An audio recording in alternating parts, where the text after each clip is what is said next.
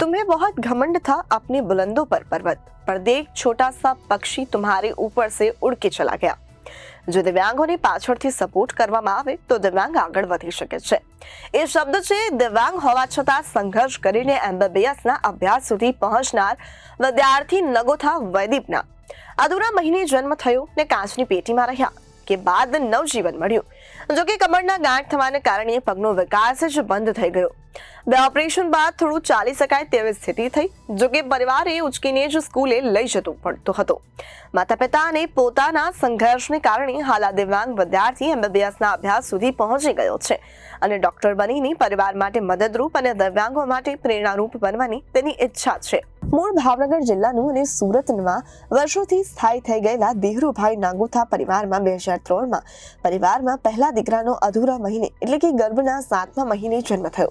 અધૂરા મહિને જન્મને કારણે બાળકની સ્થિતિ ખૂબ ગંભીર હતી, જેથી તેને 9 દિવસ કાચની પેટીમાં રાખવામાં આવ્યો। જેમ જેમ થોડા મહિનાઓ વીતવા લાગ્યા તેમ કમરમાં ગાંઠ થઈ હોવાનું નિદાન થયું।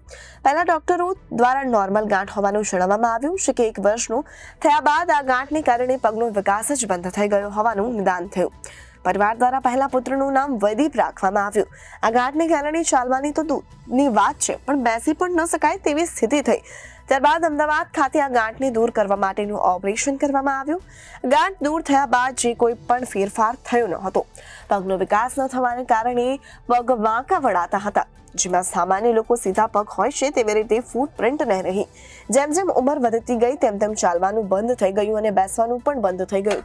થોડા સમય બાદ અહીં સુરત પિતા પાસે આવી ગયો અને ત્યારબાદ સ્કૂલમાં અભ્યાસ માટે બેસાડવામાં આવ્યો। પિતા દ્વારા દીકરાને ઉચકીને સ્કૂલે લઈ જવામાં આવતો હતો અને ઉચકીને જ ઘરે પરત લાવવામાં આવતો હતો। આ રીતે 1 વર્ષ આખા પરિવારે સંઘર્ષ કર્યા બાદ સ્કૂલમાં રહેલા એક શિક્ષક મનસુખભાઈ ઝિંઝાડાએ દિવ્યાંગ બાળકો માટે એક કેમ્પ અંગે જણાવવામાં આવ્યું। ત્યારબાદ પરિવારે દીકરા વૈદીપને 1 વર્ષ માટે ધરમપુર મોકલ્યો અને જ્યાં તેનું તબક્કાવાર ઓપરેશન કરવામાં આવ્યું। ધરમપુરમાં ઓપરેશન બાદ ચાલી શકાય તેવી સ્થિતિ થઈ હતી। જો કે માતા પિતાએ સ્કૂલે મૂકવા અને લેવું જવું જ પડતું હતું। પગનો ઓછા વિકાસને કારણે વધુ ચાલી શકાય તેવી સ્થિતિ ન હતી। આ રીતે વર્ષો વીતતા ગયા અને 10 વર્ષનો થયો ત્યારે મારા હાથમાં અને પણ વધુ એક ગાંઠ થઈ, જેનું ઓપરેશન કરાવવાને કારણે પરિવાર દ્વારા આર્થિક તકલીફ થઈ અને અભ્યાસક્રમમાં પણ ઘણું નુકસાન થયું। પરિવારની પણ આર્થિક સ્થિતિ સારી ન હોવાને કારણે હું સરકારી શાળામાં જ અભ્યાસ કરતો હતો।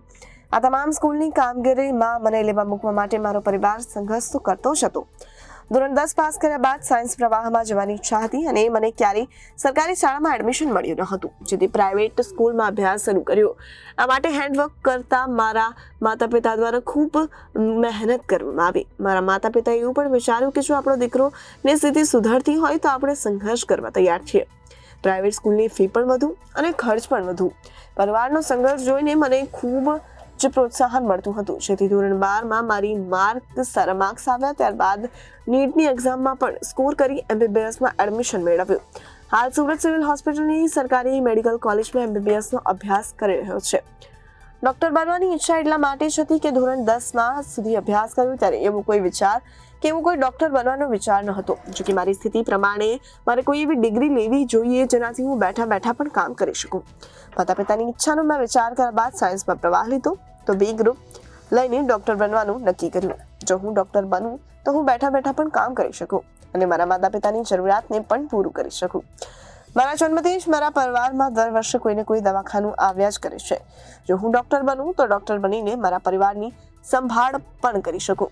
સમગ્ર શિક્ષા સુરત કોર્પોરેશન આઈઈડી વિભાગ અંતર્ગત વર્ષ 2013-14માં નાગોથા વૈદીપનું સમગ્ર શિક્ષાની 50,000ની ગ્રાન્ટમાંથી વલસાડ ખાતે ધરમપુર ખાતે આવેલી શ્રીમદ રાજચંદ્ર હોસ્પિટલમાં એમના બંને પગનું ક્રમશઃ ઓપરેશન કરવામાં આવ્યું। આ સાથે વૈદીપના સંઘર્ષને સર્વ શિક્ષા અભિયાન આઈડીટી યુનિટ કેસ સ્ટડીમાં પણ સ્થાન આપવામાં આવ્યું।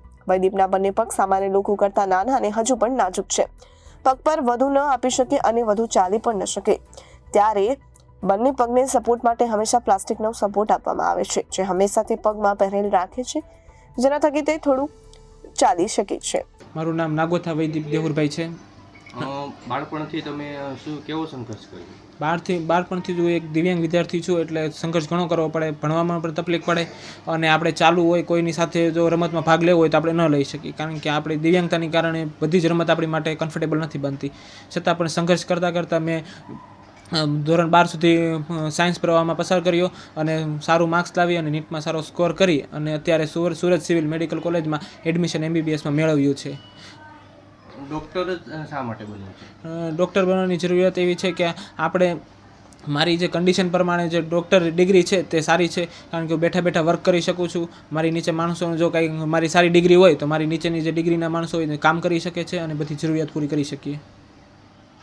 અને દિવ્યાંગોને શું સંદેશ આપશો? દિવ્યાંગોને સંદેશ આપવા માગું છું કે દિવ્યાંગતા કોઈ દિવસ વિચારીને બેસવું નહીં કે આપણે દિવ્યાંગ છે એટલે આગળ ન વધી શકીએ.